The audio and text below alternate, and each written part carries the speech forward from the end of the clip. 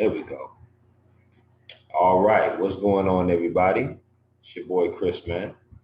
I am on here about to interview Bailey O'Carroll. She is a multimedia journalist, producer at Cold, KOLD News 13, out of Arizona State University. I love Arizona, one of my favorite places. Um, so yeah, I'm looking forward to connecting with her, talking with her, getting some information from her, being able to tell her about me, being able to learn about her, and yeah, going from there. So I am excited, to say the least. So this is dope. Excuse me. Just waiting on her to connect, her to come on.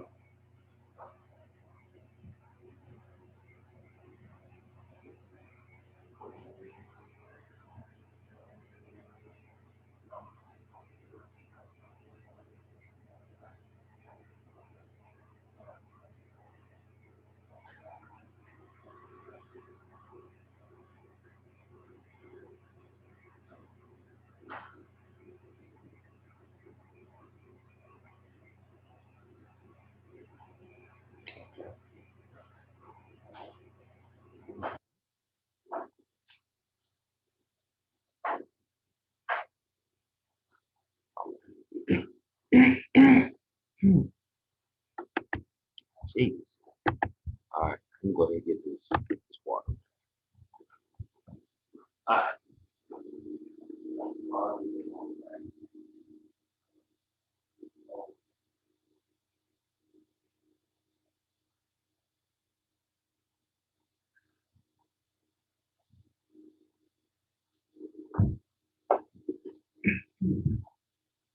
Got sports going on my TV.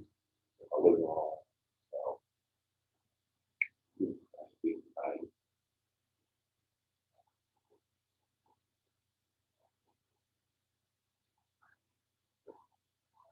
New voice message.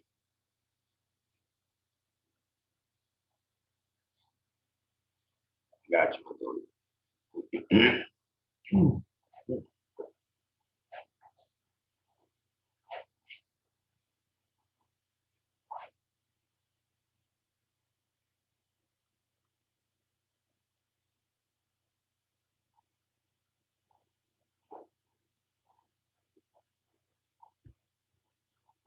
Okay.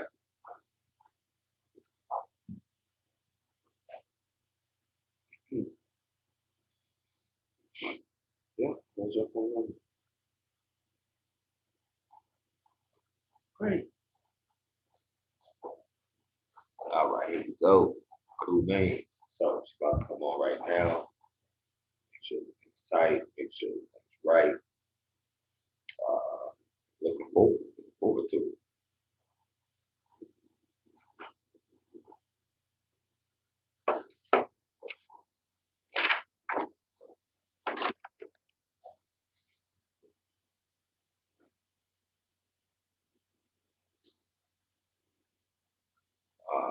Okay. I don't know who this is, but we'll do that.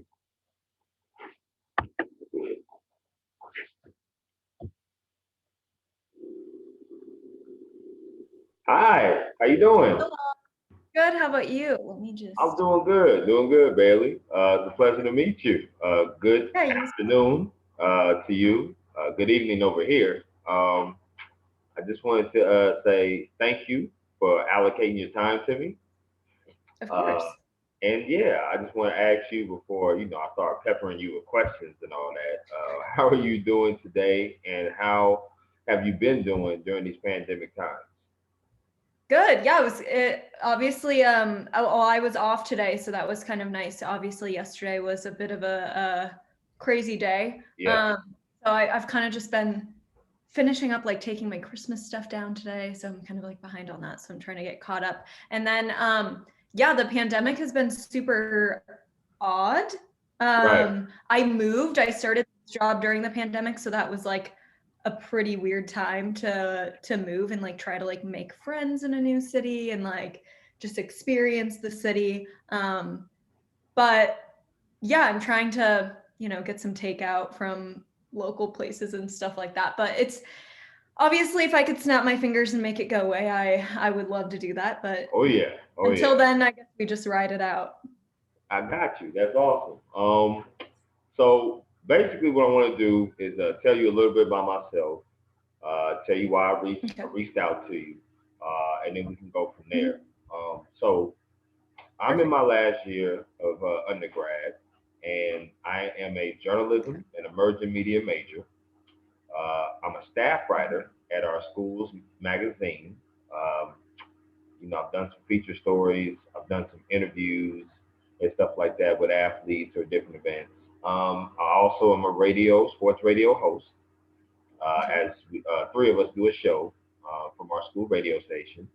Um, and I'm somebody who, particularly this past fall of 2020, I've started to kind of reach out to people that's in the industry and in the field because I definitely want to learn and be a sponge and also hear about people's experiences. Uh, Everybody's story is different, whether it's male or female that I've reached out to. But I've also wanted to hear from different people as far as writers, reporters, producers, directors, because there's all kind of jobs that's going on at different stations and different things of that nature. So I definitely want to learn about those positions. I definitely want to learn about what it takes to obviously, be able to be hired or what did you have to go through as far as, 'cause like I say, everybody's experience is different. So interning and stuff like that. So I kind of wanted to do that. And what made me want to reach out to you, one, is because Arizona is one of my favorite states. Um, I know you went to Arizona State University, Hmm. which that's a university I was looking to get my master's because they have a great sports journalism program. Um, Two, you're a multimedia journalist and reporter yourself, and it'd be Hmm. great to connect with you. Although we don't know each other, this is just one way to connect with somebody who's likewise in the profession that I respect. And then number three, um, the fact that I saw an opportunity to reach out to you, to be able to just talk to you and learn from you because I know, although you did graduate in 2019, I believe, right, from Yeah. Arizona State? Yeah. Yeah, so Hmm. it's recent, but you still, like you said, you just moved and you're working at a station called KOLD, right? If I'm Yep. not Yep. mistaken. So, even though it's recent, you can still be able to tell me some of your experiences, and I'd be happy to listen. There's no question about it. So, Yeah. those are the reasons. That's who I am, Okay. and those are the reasons why I kind of reached out to you. So, Well, I I was. think if you do decide to get your master's at ASU, I think that I mean I'm a little bit biased, I would say, but um, going into college, I had no interest in journalism. To Mhm. be completely honest, I had never done anything journalism reporter really. I was on like we had in my hometown we had like a Friday Night Lights type of show, like Oh, on one of the local news channels, and I for some reason like ended up on that as like one of their student broadcasters. But prior to that, and even when I got into college, I had no interest in journalism. okay. But the program really like gives you um, unbelievable access to um, I mean, some of the best professors, but also just because of like the city it's in, because Phoenix, I mean, you have the Cardinals, you have the Suns, you have the Yes. Diamondbacks, um, you have the Coyotes, and then you obviously have ASU there, and then you have U of A not far down the road. So it's kind of like a sports hotspot. I would say it's one of the few major cities that has every major professional sports team.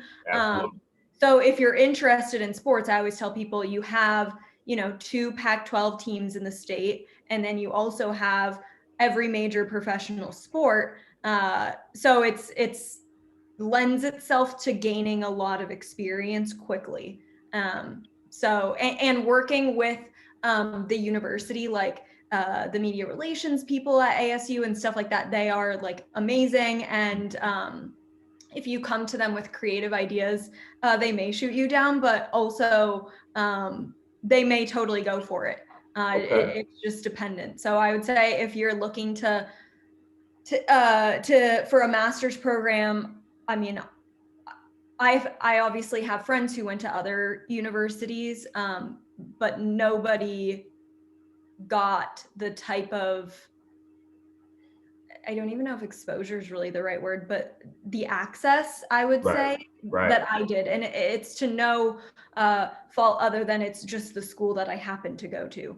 Okay. So it worked out well on my end. But yeah, I would say that it's like a super, super, super good program if you take advantage of it, obviously. Yeah, that's awesome. I'm really glad that you said that, Bailey. I really am. Now you said you moved. Are you still in Arizona or? Yeah, so I'm originally from San Diego, so I actually had kind of a weird path to a job and I guess to journalism in general. But Really, you from San Diego? So am I. yeah, yeah. Oh, really? Yeah, I grew up in San Diego. Are you familiar with North Park? Yep. And I grew up in North Park half my like my former years and like my younger years, Okay. I should say. And then I went to high Okay. school at Kearney High School. I went to middle school at Taft Middle School. And I went Okay. to Edison Elementary out in San Diego, Okay. California. So yeah, I Yeah, grew I'm up. from San Marcos, so I went to like Mission Hills Yep, and stuff like that. So I was a little bit more north, that's but awesome. yeah. So I moved to Phoenix when I went to ASU, Okay, and then but so I when I was in high school, played sports or I played volleyball and I actually had an injury. So then I wasn't really able to play anymore. So I my family actually had tickets to San Diego State football games. Both my parents are alumni from there since like before I could talk. They were okay, obviously not very good for most of my childhood life. right, But then we went to um, my dad took me to a college basketball game. It was Kawhi Leonard's freshman year at San Diego State, and I yeah, had never been to or really watched a basketball game like more than like just passing by a room and it was on. right, And I literally like fell in love with basketball. Like I was just like, whatever I do in life, I know that I have to, it in some capacity has to do like with basketball. And so I was like, okay, well, what can I do? And I always just for some reason took more of a liking toward men's basketball. yeah, I'm like not super tall, like not the most athletic person. So I wasn't gonna play like women's basketball, just like wasn't really on my radar. It wasn't something I was interested in doing. right, So I kind of decided that I was like, okay, well, what can I do to like still be around the game? And I decided when I was like, I think I was 15, that I wanted to be the first female head coach in the NBA. So I started kind of like yourself, just like networking with different college coaches, emailing them, jumping on calls with them. This was like before Zoom was a thing, obviously. right. Jumping on like phone calls with them, just kind of like picking their brains. And if I happened to be traveling to like a city that one of those coaches was like playing in, I would like reach out and like go to a game, or whatever. Like I went up to USC to meet with their interim head coach there at the time, and he actually like sent me a bunch of their old film, so I would just like sit in my room and like break the film down. Wow. And I eventually ended up getting into contact with a former Laker. His name is Mark Madsen. He played Yep. on the Lakers when Kobe and Shaq won those back-to-back titles. Absolutely. He was a coach at Stanford at the time. Okay. And we jumped on a phone call and like talked for like an hour. And that phone call like literally changed my life. He was like, you have to go like email your high school varsity boys coach and like get involved, like, do their stats, like work their snack bar, whatever, just ask if you can like go watch their practice. So I had sent him an email. Like I remember after school one day, like went into his office, just like explained to him like what I wanted to do. And I was like, I'll mop your floors. Like Mark said, like I'll work your snack bar, do whatever. Can I like come watch your practices? And I don't want to be like involved, but I just want to like watch and like take Observe. notes and stuff. Yeah. And I like will never forget this. He looked at me and he was like, I don't want to and like, these are his exact words. He's like, I don't want to rain on your parade, but I don't believe that women have a place in men's sports. Wow. And I was kind of like, what? Like, and I mean, it wasn't that long ago, obviously. And I had never, I mean, like, I was in contact with Mark. I was in contact with Curtis Townsend, who's Bill Self's associate head coach, I believe was his title at the time. And, you know, all these guys who were, in my opinion, a little bit higher up in the coaching ranking than this guy was. Right. And so I remember I called Mark and I told him like what happened, and he happened to get me in touch with a woman. Her name is Nancy Lieberman. Oh yeah. And she, basketball Hall of Famer, like kind of was kind of the pioneer of women coaching men. She was with the Kings for a little while. Yeah, she was. But yeah, to make a long story short, I guess, she jumped on the phone with me and obviously was like furious at what this guy had like told me, and asked for his name and number / email. And I don't know if she ever called him or not, but all I know is that like a week later, I got an email from him and he was like, you know, I'm so sorry. We would love to have you like come out. And I ended up like working with the team for like the last 3 years that I was in high school.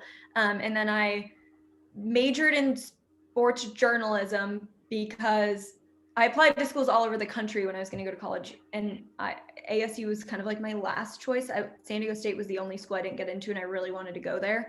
So I went to ASU and majored in sports journalism because it had the word sports in the title. Right. And then I went there with the intention, because it was the closest to San Diego, so with the intention of just transferring after my freshman year. Obviously I didn't. I like totally fell in love with journalism and like met some like really amazing people, which obviously is like one of the best parts about college. And then like 4 years later, when I was going to graduate, I obviously had like internships and stuff like that. But when I was getting ready to graduate, was trying to like reach out to people, wasn't exactly sure like what I wanted to do. And stuff like that was just kind of like, I don't know. I was trying to like connect with like as many people as I could. So I ended up reaching back out to Nancy after not talking to her for probably like 3 years. Okay. Wasn't even sure if she had like the same number. Just like sent her a quick text and was like, you know, I don't know if you remember me, but like, you know, whatever. And she did. And so she texted me back and we jumped on a call. And she, at this time, so this was probably like April or March of 2019 before I graduated, and she was just about to coach. The Big Three was heading into their third season. Yeah. I can't remember. And so she was going to coach a team again, and she was like, she does some work with Fox Sports out in Dallas where she lives, and you know, a lot of former like players and stuff obviously like go into broadcasting after they're done playing. And so she kind of said to me, she was like, well, why don't you, she's like, our draft is in Vegas. It's like in 3 or 4 weeks. Why don't you come to the draft? I'll introduce you to a bunch of people.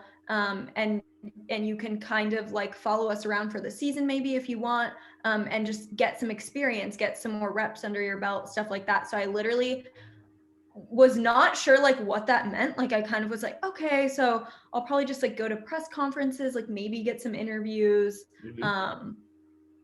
pretty like normal stuff. Wow. And so I was just expecting it to be a normal like game experience, kind of like when you cover a game, just like more obviously like the whole season, like every time. So I was like, okay, interesting. So it ended up being, and I remember she was like, I don't think I ever told her this, but she, when she introduced me to somebody, I can't remember who it was, but she introduced me to, it was Lisa Leslie. She was like, oh, Bailey, you know Lisa. And I was like, of course I don't know Lisa Leslie. Like, no, I don't. Like, I know who she is, but I don't know her. Right. And she was like, oh, Bailey's doing a documentary on our team. And I was like, what? Like a documentary? Wow. Yeah, I was like, I have no experience in like documentary making or anything like remotely close to that. Like, obviously I had like done stories before when I was in college and stuff like that, but nothing longer than like 5 minutes maximum. Right. And so I got a camera, like a Sony video camera, and bought like a mic and like a light off of like Amazon, Right. and a tripod too. And I hit the road with them, and I recorded everything. Well, not like everything, but like most things. And it was so much different than I thought it was. And I was like, they were in the locker room. I was very much a part of the team, and she did that on purpose. It was like they were in the locker room, I was in the locker room. They were at team dinner, I was at team dinner. They were in the bus going to the game, I was in the bus going to the game. Mm-hmm. It was unprecedented access. That is. Wow. And something I never thought was going to happen. I mean, these are guys I like grew up watching. It was like Quentin Richardson, Corey Maggette, Mobley, Birdman, Big Baby Davis were all on our team. And obviously these guys have like been around basketball like forever. They've all had like really amazing careers. They've been around like so many members of the media, like, whatever. And it was the best experience like I ever had in my life, aside from just like it was really cool. But I learned how to act in that type of a setting. I built relationships with those guys because I was around them and I could pick their brains. Like every single day was just like a massive learning experience, but I also like worked super hard. So like before they would even like be at the gym or at the hotel going to the game, I would go to the arena early, shoot some stand-ups to get some reps under my belt, come back to the hotel, then go to the game with them, and then film everything at the game. And it also like obviously gave me lots of experience like shooting my own stuff, and stuff like that. But that in the most long-winded answer possible, that's kind of like how I got into journalism. And my message of just like, it is totally like, and not just in this profession, I think in like most professions, it's like so much of who you know, but it's also who knows you. So like you could know every person, but if they don't know you, then what does it really like maybe matter? Right. So it's and that's like so much of what Nancy taught me is like, you just have to be ready to be thrown into the fire. And like when I went to that draft, the first thing with them, like I didn't know how to make a documentary, but I just did it. Like you just learn on the fly and you just throw yourself into the fire and you just figure it out. And there wasn't anybody to help me, and there wasn't anybody I could ask, like, should I show this? Should I record this? Like I didn't have like a boss or like anybody who I could ask. It was just like building my own judgment and like figuring it out on the go. And then also balancing that with like, these guys are real people. I think that's like something that a lot of people forget about athletes is like, they're real people. They have families just like everybody else. They have problems just like everybody else. They have good days, they have bad days. And learning that, and I got to like see that up close. And that was something that they didn't teach me in school. Yeah, absolutely. That these guys are people and they deserve respect. They're not just like, zoo animals that we just get to report every single thing that they do. So I learned a lot of like what they didn't teach me in school, which is a lot of it's just like the relationship aspect of it, with sources, I guess. But yeah, so that's again the most long-winded answer possible for kind of like how I got this job. And I ended up, it wasn't easy for me to get a job after that. I'll say that. It took me, I think I applied to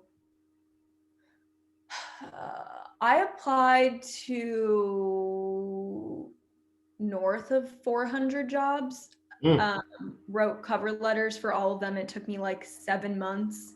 And this was with like And I just remember it being like so hard, like mentally, because I was like, I have all this stuff on my resume, like that I know nobody else has. Like, I have all these clips that I know nobody else has. Like, why is nobody hiring me? Why is nobody hiring me? Like, all this stuff.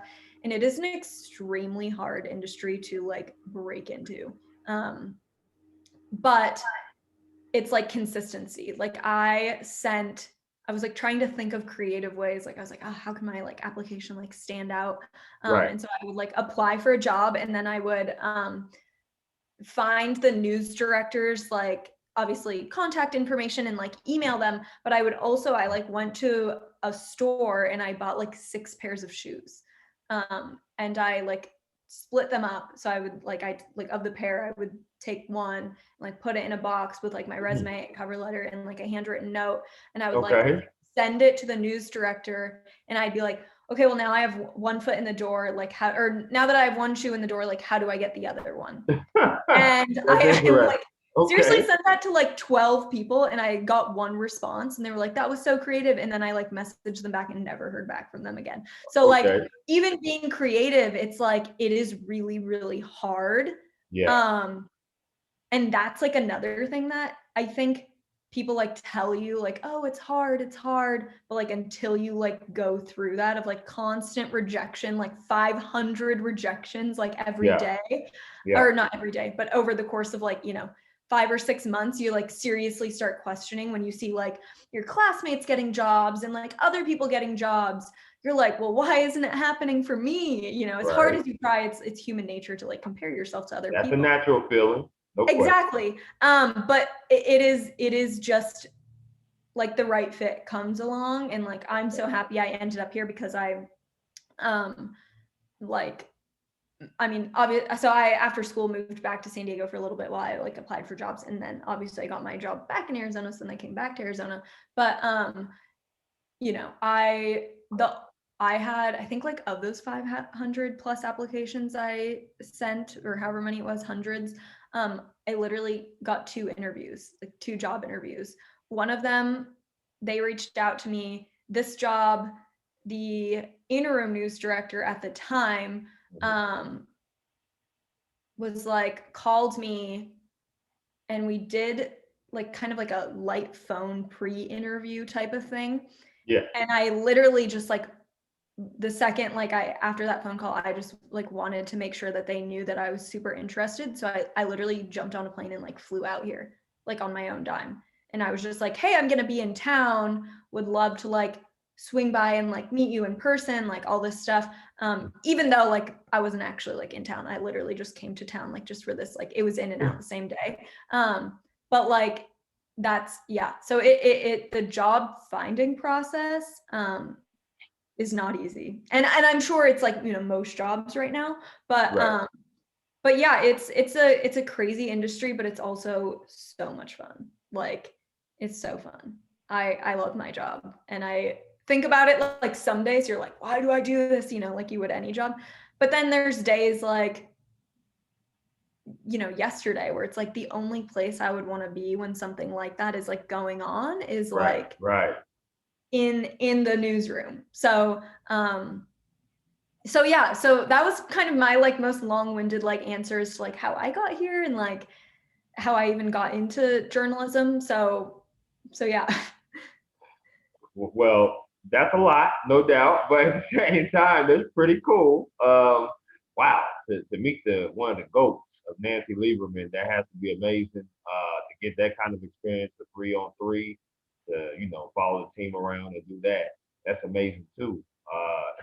You just seem like a go-getter, and that, you know, your answer, what really resonated with me when you was talking was the fact that not only that the documentary, that when you were thrown into the fire, a lot of people when they get thrown into the fire, nerves, palms get sweaty, and people get really nervous because when you get thrown into the fire, it's either hit or miss, heads or tails or one of those type of things. And for me personally, uh, I think I prepare myself for that because of what I do as far as here. I told you as I'm a staff writer, radio host, but also have a full-time job where I work overnight. I go to full-time school. I do event security. I I'm also going to be doing high school basketball as far as writing for the playoffs and publications. I did that in the fall for football. So I think taking on responsibilities and having much work like that has prepared me for a situation where no matter what, you just have to be ready. And it seems like you had the mindset of, I got to be ready because, Nancy brought me out here, said I'm doing this. Oh, okay, I'm doing this. I don't know what to do, but hey, we're going to figure it out. We're going to make things work.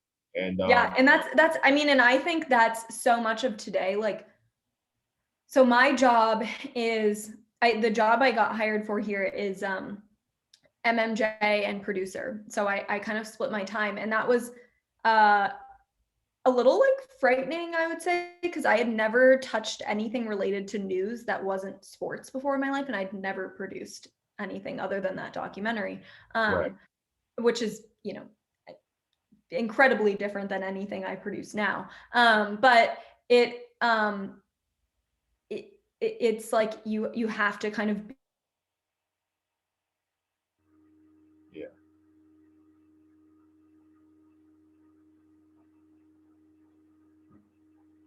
Yeah, absolutely.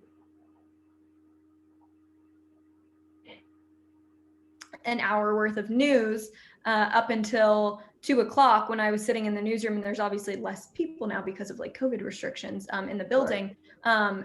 And they were like, how would you feel about being like breaking down live on the newscast that you were just producing? How would you feel about going live and doing like a break, like with the big, like the map guy on CNN, like that touch monitor? We have it, but like for tweets and stuff, like just about like how Arizona lawmakers are reacting and like what they're saying online and stuff like that.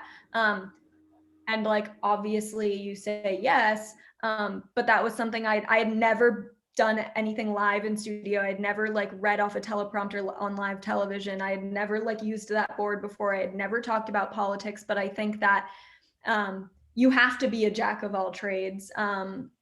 But you also have to like find the one thing that you're super passionate about within all of that and like get really good at it. Because as much as I think it's important to be a jack of all trades, like when you're young, because it makes you valuable, because it makes you, an asset. They can count on you for anything. Like if you have a huge sports story break, because there are less sports people in local newsrooms now.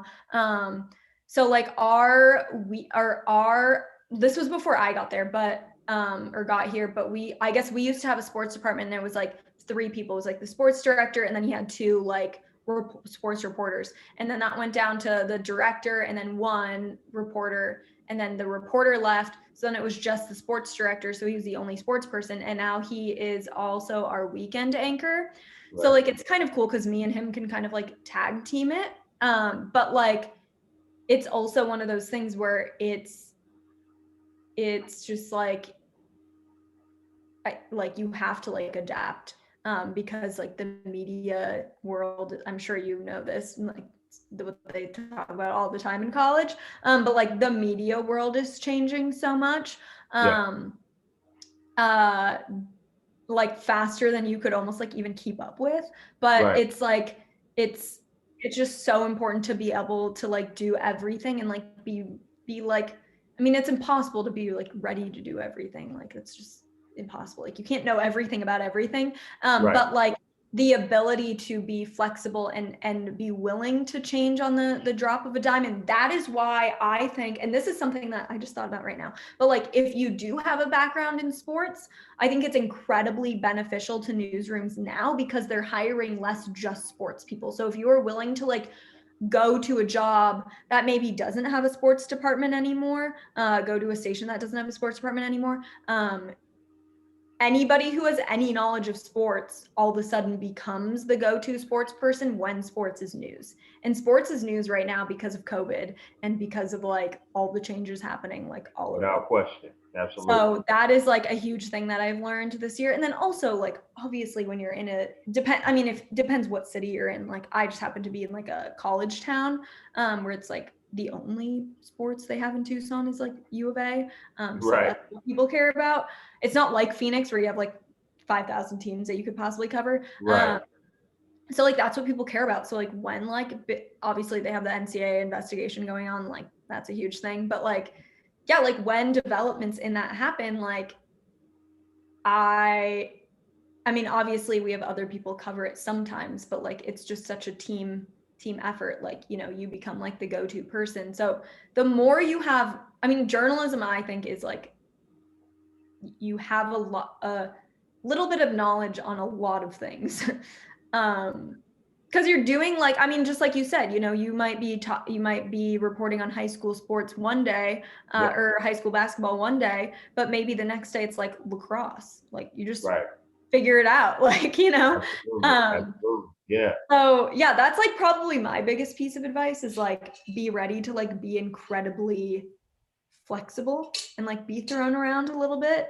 But you learn so much, like so much. Like when I went on the air yesterday, was sweating. I was freaking out inside. I was like, God, like I've never talked about politics before. I'm gonna ruin this. But you figure it out. It is very much like a sink or swim industry, I think. And it's like all about being like a self-starter, and like the fact that you're like reaching out to people, I think like says a lot about you. And I think that it is like I said, in any industry, so much of it is just about like who you know, and just networking. Yeah. You know, it's something that just came up in my mind in the fall. I thought that it was important to talk to people that are in the field, that are just likewise talented professionals like yourself, people that want to, you know, reach back and reach out. I just want to be a sponge, you know, because I don't know it all. And I'm really willing to listen, to learn, and be around people that can share their pathway to where they are. Because it's a beautiful thing to listen to, and it's also inspiring. Because for me, I take everything that you said, like I said, and from your time with Nancy Lieberman to the time that you flew out there. I mean, that's something right there. When you know that you like, hey, I would like to meet up with you, and you don't have a formal meeting, and you just go. It's just one of those instinct type of decisions that you do. That's something that, in my mind, that's something I would do. I would do that totally. I would just fly out there, pick the nearest hotel, whatever, stay, and then just go and do something like that. It leads me to this question because a lot of stuff you said answered a lot of my questions, but this question I definitely want to pose because I'm sure you probably had these thoughts. Were there any time throughout your search, or through the hiring of your job now that you did not want to do any reporting anymore or sports reporting? And if so, how did you exhibit the resiliency to not quit? Oh my God, yeah. I ended up I started like applying for social media like manager positions. Like I also like, I mean, you can't tell right now because I'm in like really old sweatshirt, but like I also like have an interest in like fashion, and so I started like applying for jobs in that industry, even though I have like zero experience on my resume. And like, and I am far from like knowing everything. I still are sports reporter turned weekend anchor. He is like, I try to be a sponge with him. I constantly ask him questions. I'm Yeah. actually tomorrow editing a bunch of my clips together to like give to him. It's like I still act like an intern because to me it's like I just think everybody should constantly be learning. I think that there's nobody is ever like, I don't know if like you ever like reach your full potential. So like I just think it's like I constantly want to be growing, and I'm around people who like I respect, and I think that they're really good at what they do, and I obviously want to learn from them. So I kind of just got off on a tangent there, but like there were so many times that I wanted to give up. I would like literally cry. And like, you know, I was at home and I'd just be like, why did so and so get a job and I can't get one? Like, you know, and especially I think like the hardest part was just like I felt like I had worked so hard and like had like to get these things on my resume that nobody else would have. Right.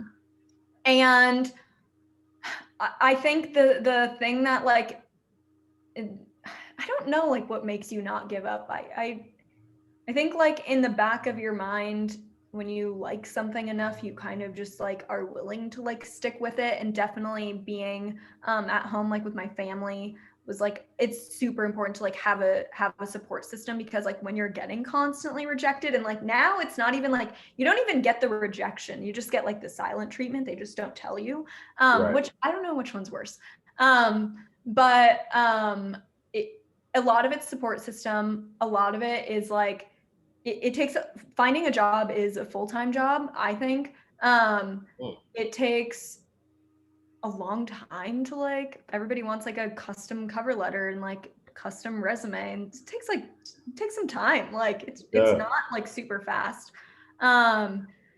So it's giving yourself like breaks when you need them. It's you know, some days you apply for 15 jobs, some days you apply for none. It is like a balancing act. I actually took a job at like a local boutique when I was like looking for a job, as like, because I didn't have like a job when I was applying for all of these, and I realized like, okay, I have to like get out of the house, I have to like do something different, because like I'm gonna go crazy just applying for all these jobs all the time. So I took a job to kind of take my mind off of it. But I'm a really competitive person. And I looked at it as a challenge. Like I looked at it like every place that didn't hire me, I took it personally. I took it as like, you made a mistake. You missed Like out. you made the mistake, and I'm gonna go prove it to you. Like once I get my opportunity to prove myself, like I will prove it to you. And that's something you know, Nancy helped me so much on, and I'm still have a relationship. I just talked to her the other week. Nancy helped me so much with the application process, and just like, she just had, I think having a mentor is super important too. And like a lot of people I went to college with like had mentors like all through college and like high school, because maybe they were like the best writer at their like high school paper. And like I never had a mentor. Like I didn't have somebody who I could go to. And I found that person in her. And I now think that it is so important to have a mentor, because you can and there's a couple of people. There's a professor I had in college who was like so hard on me, like about spelling in the teleprompter. And I was just like, why does it even matter? Like I would ask her all the time, and I'm kind of friends with her now. And she actually interned under, she interned at the station I work at now under the sports guy who like I'm friends with now. And I actually produce I produce 2 of our newscasts on the weekends. So it's like so funny. It's like a small world. But like, it's having mentors is super important. And just if it is truly like what you want to do, you don't give up, I guess. I don't know. There was plenty of times where I was just like, well, maybe it isn't meant to be. But I think that this is the best place that I could have ended up for me. I had, the only other place I had an interview with was in Mankato, Minnesota. And I don't even know where that is, to be honest now. Like I still don't know where it is. Like I think it's like 2 hours outside of Minneapolis. And it's like market size, like 87 or something like that. And so that was something that like I cared about a lot, like when I first started applying for jobs. And then I realized market size like doesn't matter like for your first job, because it is like, one of my best friends from high school actually got a job up in Montana. And she gets constant repetition, like constant reps, like she like does everything, like all this stuff. And she gets a lot better because of those reps. And so I think it doesn't really matter. And this is what a friend of mine told me too. He's in Green Bay right now. But he was like, you know, ignore the market size. And that's something that I didn't do at first. So like that's another huge piece of advice is like your first 2 years, it's like totally just about like getting reps and like getting practice. Cause there were like so many times here where like it's like sometimes can be scary because you're like, oh my God, what am I doing here? Like all these people have like so much more experience than I do. And like, they're so Right. good at what they do and they've been doing it forever. But you know, I took that as like, okay, so many people I get to like learn from. And I kind of still have that mentality of like, I'm an intern, even though I'm not.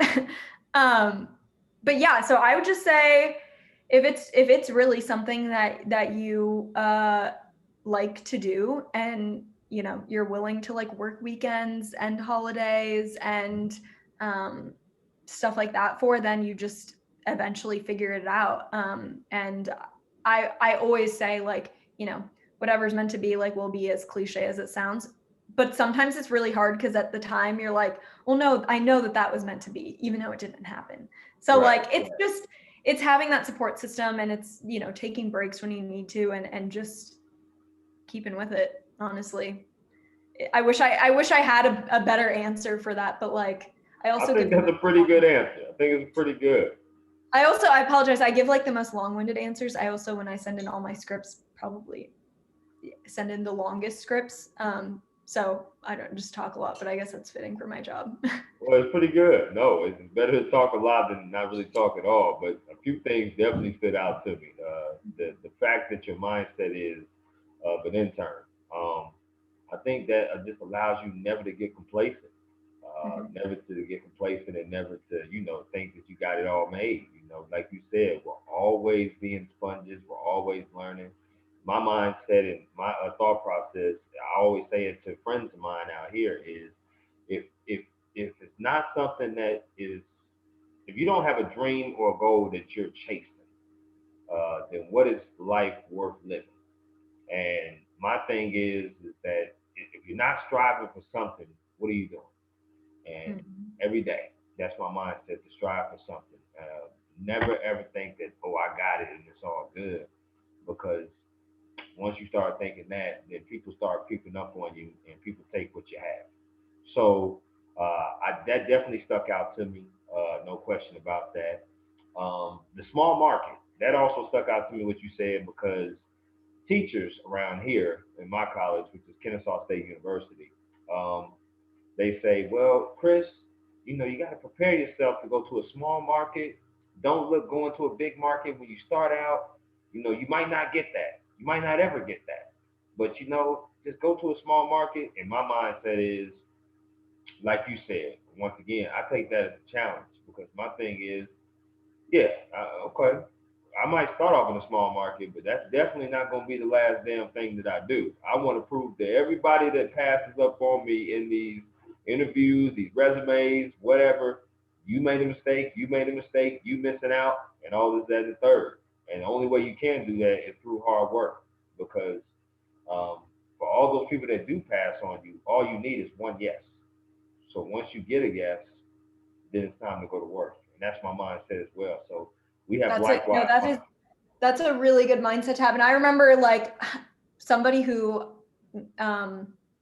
worked at my university. I remember them just like hammering home the fact of like, well, you got to start in a small market. And I was like, and this is a conversation I had with Nancy. And, Right. you know, I was just like, well, and she kind of the same thing as what you said, you know, you might not ever get to the big market. And she goes, majority of people on the earth are I don't want to say average, but like that sounds so demeaning, but like I think I know what you're getting at, though. People get complacent with Right. middle of the road. And she's like, you know, there's people who want you know, to get to the highest market, whatever that may be. Right. Now that's not to say that, you know, you might start in a small market and think like, oh, I hate this and like whatever. And then like maybe you end up like loving the city and like you never want to leave. I don't know, whatever. But like everybody's different. But I remember that making me like really mad when I was in college. Everybody's going to start in a small market. No, Right. not everybody's going to start in a small market. Like my best friend from college started in Austin, Texas. It's like market 40. I mean, he's like unbelievably good. He's like known that he wants to be on TV since he like came out of the womb. But like, so not everybody is like that. But like, Right. it is, I will say that is something that always bothered me when I was in school, is that it was very much so like, okay, it's like very cookie cutter. Like you go to school, you go to a small market, you maybe work your way up and that's it. And I was just like, well, I don't want that to be like how I do it. And I worked really hard. Like I used to feel bad saying that. I started in market, I think we're market 60 now. That's not small. I was interviewing with market like 180 something. Right. Those were the 2 interviews I got, but like I realized like how lucky I am to have had this opportunity, but I also worked really hard to get this opportunity. And like, I think that is something that like not enough people like talk about, like when they reach their goals or whatever, is like, you can admit to yourself that like, I worked really hard. Like I worked really hard to get here. And so I think that it's proof that like, if you put in the work, if you put in I had no summer, I spent like, I had the most unbelievable time with the big 3, but like I would wake up on planes, have no idea like where I was going. Like I spent like 2 weeks locked in a room. Yeah, like I spent 2 weeks like locked in a room working on a documentary that like 400 people have seen. Like I didn't get paid for it. Like I didn't, whatever. But the relationships that come out of it are worth so much more than, 10,000 people seeing that documentary, or like, Right. however many people. So it's like, you do the work and like, it might feel like it's for nothing. But it's not always for nothing. Right. It just maybe takes a while for it to like come around. And like I said, it took me 6 months after the big 3 to even like get this job. So, it's, as much as I say, like, don't pay attention to market size, just don't let like what people at school say, where it's like, oh, you have to start in a small market, you have to do this, you have to do that. Like, is that how a majority of people do it? Yeah, I'm sure that's probably how like 80% of people do it. But like, what about the other 20? They do something else. So it's not the only way. And that's what made me really mad in college, is it was always like, oh, you got to do this and you got to do that. And I was like, well, it's not like 1990 anymore. Like we have phones, we have Twitter, we have like whatever. Right. So there's so many different like routes to go now. So yeah, I don't think that there's one like cookie cutter route anymore. And yeah, I think that that's like really important to talk about too, because it wasn't until you mentioned that I was like, oh, that used to make me so mad. Like when I was in school, they were always like, oh, this is what you'll do. And I was like, no, it's not what I'm going to do. Right. It's definitely frustrating. But I understand. We both understand what our teachers are saying, professors are saying, but I'm limitless. And that's my mindset, is that I'm not going to put any limit on what I can do, where I can go, and stuff like that. I wanted to ask you this. What is your favorite memory you have done in the industry thus far, and why?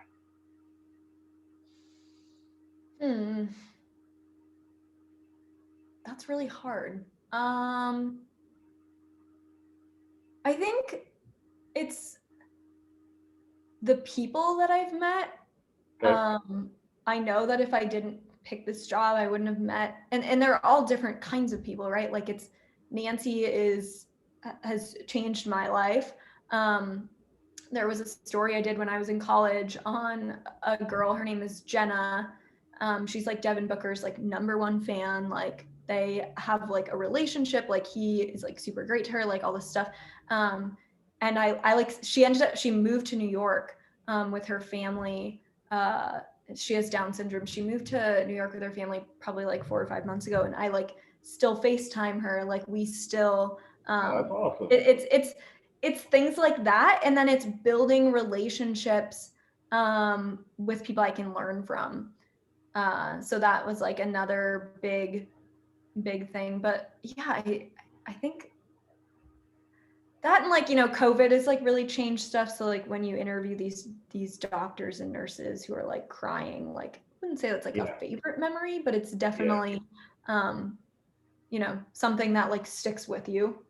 So yeah, all different kinds of things, I guess. But yeah, Jenna, Nancy, Big Three, they were all fun stuff. Oh, actually, I just thought of one. I'm pretty sure that I did David Stern's like last on-camera interview. So I freelanced for a little bit in New York with the Sports Business Journal, and he had come to like one of the events, and he ended up like passing away like 4 days later. Wow. And it was like, that was like really cool. Um, so yeah, like that was pretty crazy, but also like as a basketball fan, just like he was like so awesome. So yeah, those are probably like my top four. That's awesome. That's cool. Wow, that David Stern is really cool. That's man. Basketball is my favorite sport as well. I'm a Lakers fan. Grew up a Lakers fan. Obviously, growing up in San Diego, we don't have a team. We ain't had a team since the Clippers left. Right. So it's one of those things. So that's awesome. Now I asked you about your favorite memory. So now I'm going to ask you, what is an event that you would like to cover but you simply haven't yet, and why? Um, let's see. I would like to go do some things overseas. Um, Okay. I mean, there's like the obvious of like, the Olympics, the the Yeah. Super Bowl. There are like some things that are like, oh, that would be pretty cool. But I to me, it's like stories that are like bigger than sports. Okay. So it's like Jenna's story where it's like, there's a game going on, but this is what happened before the game that you didn't see. Right. Um, that speaks to these athletes as people. Um, and I think that that's like one of the biggest things I learned from the Big Three is like there's just a story to every single person. Yes, it There's a is. story to one of my favorite things is like every time I cover a new team, I do a story on the groundskeeper. So like there's always a groundskeeper at a football stadium. And Right. like ASU's is like the best groundskeeper. Like he like does the field for the Super Bowl, like he hand paints the field for ASU games, like goes to Europe to do like soccer games out there. Like it's the people who like you don't like who aren't the star quarterback, right? Right. And so I just like doing like those type of things. So kind of anytime like something comes my way in that relation, I love doing that. But I mean the Olympics, that kind of stuff is like who wouldn't want to cover that? Right. So that's probably That's my awesome. number. That's awesome. I like that. Yeah, Feature stories are always great because you get to be more personable, personal, I should also say. You get to interview. You really get to interview the people and get to know them for who they are and not just what they are and what they represent. That's exactly. why I love doing feature stories. And I've done a couple, obviously, in college, but yeah, that's something I would love to do moving forward. I wanted to ask you this question because we did touch upon it a little bit earlier. Um, so I have a love-hate relationship with sites like Teamwork Online, uh, Work in Sports, just these different kind of online sites. Because sometimes when you, like we talked about, getting your resume and your cover letter together and you send it off, it feels like you're sending it off into space. You don't know who the hell is receiving it. You don't know if it's getting received. You don't know who's reading it, and it's a frustrating type of thing. You said earlier you came up with creative ways to try to send your stuff in and stuff like that. So I set this question up, or I say that to set this question up by asking, um, what advice, or what is the best? Well, I should say, what is the best way to get an interview with companies? Is it just going online? Is it emailing producers like yourself or directors in stations to try to see what jobs are open? Or is it also talking with talented individuals like yourself networking? So, okay, so this is what I'll say on this. So it's figuring out who's in charge of hiring. So like Okay. in my job, I have no control over like who gets hired. Right. I I won't even say I wish I did because I don't want to be in charge of hiring people. But like it's the news director, like as far as local stations go, it is the news director, it's the assistant news director, it's the general manager of the news stations. Those are the big three people. The executive producers sometimes. But that's as far as like local stations, that's who I would recommend. Find their emails, find their phone numbers, find their mailing addresses, handwritten notes. You know, nobody sends those anymore. When I even when I came out here for this job interview, or it wasn't even an interview, when I just came out here to visit, so we had they had an interim news director, so there was no assistant news director. So then literally, like I kid you not, the day I flew back is like when the world shut down. Like that's when like COVID hit, like Wow. beginning Okay. of March. Like it was kind of like I think the NBA like canceled their season like 3 days later. Like that's when like they kind of stopped the games, like in the middle of the games. Like everybody was kind of just like, hold up, like what is this? What's going on? Like so obviously it took a long time, like once I even like visited for me to like get the job. I think it was like 2 months, and I would constantly like call and then email again, and I never heard anything back, and like all this stuff. And I was just like, oh, like how's this happening? Like blah, blah, blah, like whatever. And it ended up, so I found out that they were hiring a new news director. So Okay. the interim news director was going to become the assistant news director again. And then they were bringing in this news director, but she hadn't started yet. Like she was still at her old station. And so I looked up her and found her like personal email address, like her Gmail address. And I like Wow. sent her an email. I was just like, hey, like introduce myself. I was like, I went out to the station, like with so and so, like met with X person, X person, X person, and like here's my stuff. Would love to set up a time to chat. And so I had the initial phone interview, then I came out, then I didn't hear anything for like a month and a half. Then I found the soon to be news director's personal email. Then we set up a call. Then I had 2 more interviews after that. And then Wow. I got the job. So like it's very much so like finding the person who's in charge of hiring. That is what a big thing Nancy taught me too, is like I don't want to call it wasting your time, but like don't waste, if you need to find a job, don't waste your time going through like reporters don't have any control over who gets hired, at least at the stations that I've talked to. Regular old producers aren't going to have any control over who gets hired. It is the news director, the assistant news director, the general manager, and sometimes the executive producer. And then as far as like, there's no way to know if they actually see it unless they respond to it. I remember I applied to some jobs in Wisconsin, and my family's like, both my parents are from Wisconsin. My family's like a huge Packers fans. Wow. And there was like a home video of me when I was probably like 2, maybe 3. And it was like my dad asking me like, what's your favorite movie? And I was like, The Packers. So I dug up that video, sent it in an email to all those people, like GM, assistant news director. And I got like some responses from people. Pretty And cool. not getting the job, obviously, not even getting an interview. But like, it's those like little things, the shoes, the whatever. That's something that's like going to make you stand out. I saw something online where like somebody sent like a box of pizza, like pizza, like they had pizza delivered to the news station, and then like they like had the pizza delivery place like put their resume like on top of the box, and then like that's one way like I've seen online. That is um quite different. yeah. um but every time I applied for a job, I would like email the news director. Okay.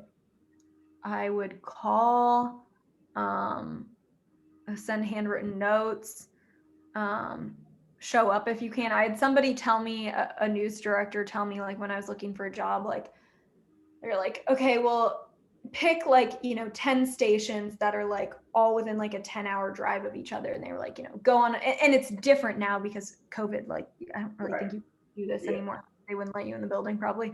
But they were like, pick 10 stations and just like go, just like show up. Okay. There was a person who, I went to college with, who got a job at that same station that my friend works out at Austin. And he just showed up one day and was like, hey, like, can I get a meeting? I'm here, basically. So, I like it. it's reaching out to those people and making connections with those people before you need a job. So like now starting to build those relationships with people who could make hiring decisions. But it's all about like finding the right person who actually is the decision maker. That's like the biggest thing. And then having good references. I always thought that like people didn't actually call references. I was just like, oh, like they just put them on your thing, like whatever. Right, And right. they like totally called. So like I like listed Nancy obviously as like one of my references, and like she was like, oh yeah, like they just called me, like all this stuff. I was like, oh God, I didn't know they would actually call. But yeah, like it's having good people who will obviously like be able to speak to like not just you like perfectly, but like people who have seen you like screw up and then fix it too. Absolutely. So that's like what I would say is like it's hard, and that's why it takes so long to like do these applications, but it's you got to like find the person who like makes the hiring decision, and that's what takes so long. So yeah, you can like go on, like most news stations like have like a contact us like button on their website, and then they'll like show like the staff and like the news director and stuff. And like LinkedIn is like another really good tool that I used. But yeah, that's like the biggest thing is just like finding the person who's like responsible for hiring. That's Yeah, absolutely. That's part of the reason, and that was a great answer, by the way. Probably the best answer you gave out of all the great answers that you gave so far. And the reason being is I want to be able to connect with producers, directors, and just different people, not only just reporters and writers, as I stated earlier, because I want to be able to connect with everybody, not only know what their path was, what they do on a daily basis, what they went through in their path to try to get to their jobs, but also learn about what does it take to be at their station? What are you looking for when you look at a resume? When you get 50, 100, 150 resumes, what does it take to stand out? Those type of different things I want to know as well. So that's great advice. I'm gonna get you out of here on this. Okay. This is my last question. What would you say to anybody that's an up and coming person that wants to be in the sports media industry, or that wants to be an MMJ producer, reporter in the industry that you haven't said already?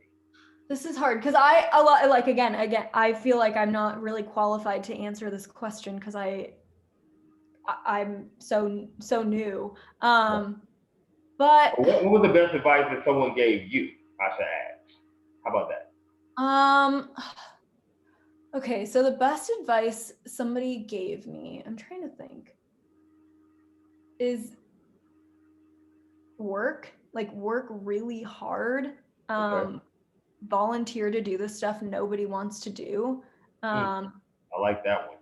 Because I mean, I'm not that nobody wants to do it at my job, but like, I called our news director, and like there's the big rivalry game between ASU and U of A is called the Territorial Cup. And I, while I was doing my regular job throughout the week, I was also like getting sound and like jumping on press conferences with like the football team and stuff to like, and I asked if I could like come in on my day off to like do a story on that. So like, even if you have to take, or if you take a job like I did, that there is no sports in my contract.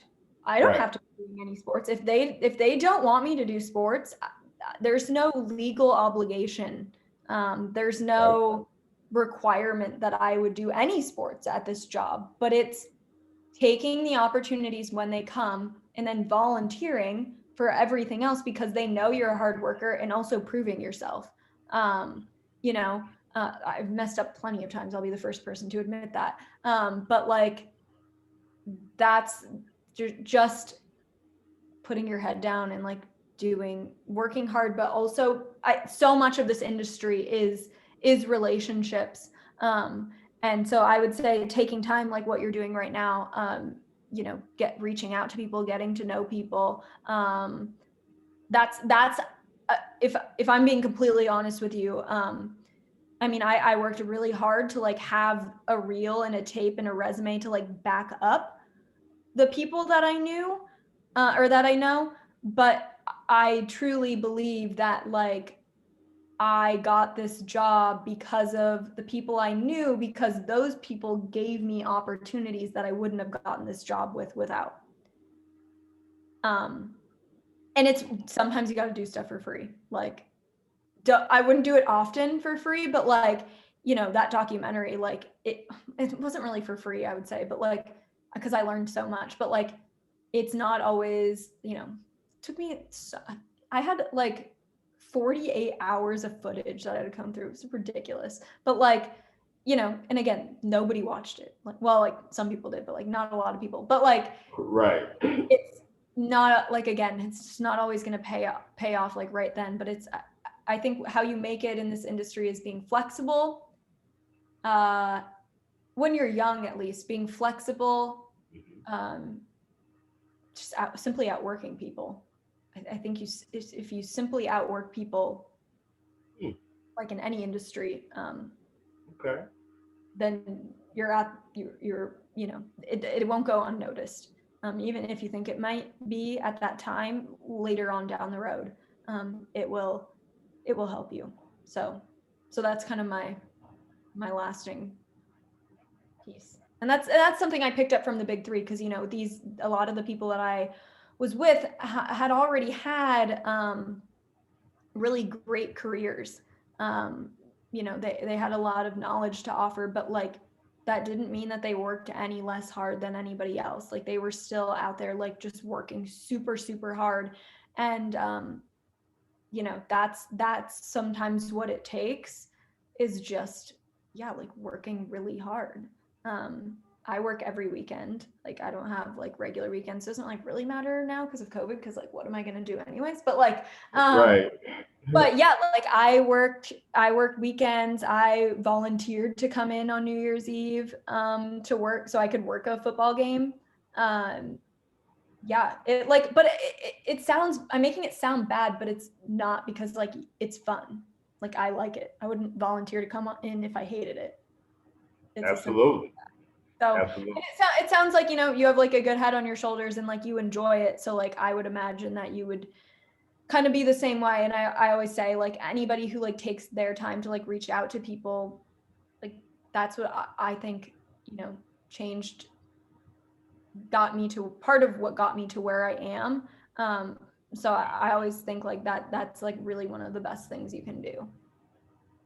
No, that's really cool, and I really do appreciate that. I really love the volunteer thing because, uh, to me, it's you want to do as much. I want to do as much as I possibly can. I feel like even though with the schedule that I have, I feel like I want to do more because this is something that I love to do, and I can tell in your face and how you speak and how you articulate. This is something that you love to do, and for me, it's always about doing something that you love rather than trying to chase the bag.